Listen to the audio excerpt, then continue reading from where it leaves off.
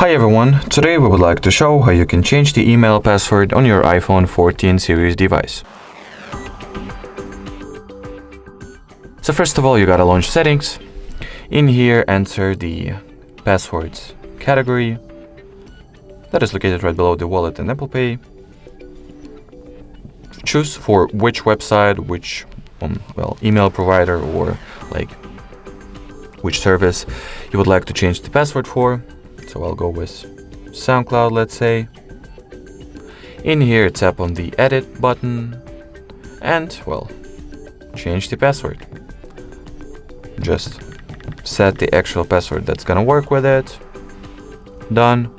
And that will be it. So thank you so much for watching, and bye-bye.